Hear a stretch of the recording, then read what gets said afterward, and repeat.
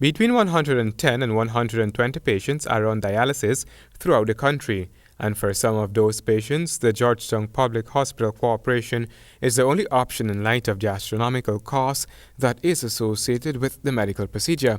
Dr. Kishore Prasad is a transplant surgeon and head of the Nephrology department at the GPHC.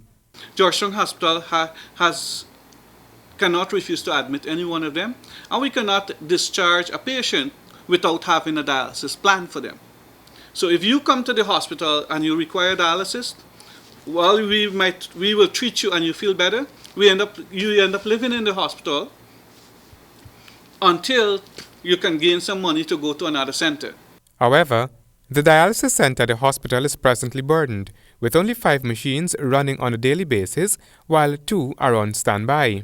You have an average of 20 to 25 patients in that hospital on dialysis every day. So, now, this is what you gotta understand.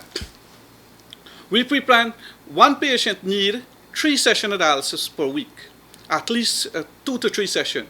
And if you have 20 to 25, you have to give all of them 3 sessions a week. The machine is inadequate to serve that population.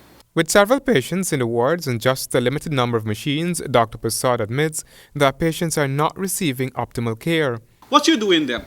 You're not really giving them adequate dialysis, you're not adequately cleaning filtering the blood properly. So at the end of the day, you have chronic uremia developing in these patients.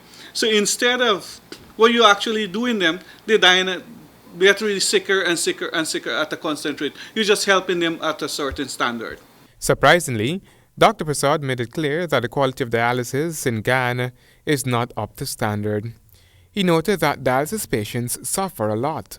We need a broad table discussion with all stakeholders, including NIS, donor agency, and everything, and establish a national dialysis center where you put machines and you put machine at least 40 machines and develop your water system and have a dialysis center to dialyze these patients. Or also, that's for hemodialysis, and invest more on peritoneal dialysis.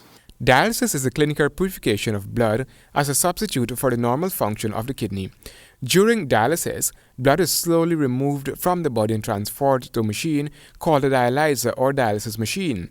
The dialysis machine is made up of a series of membranes that act as filters and a special liquid called dialysate. The membranes filter waste products from the blood, which are passed into dialysate fluid. Handel Duncan, HGP Nightly News.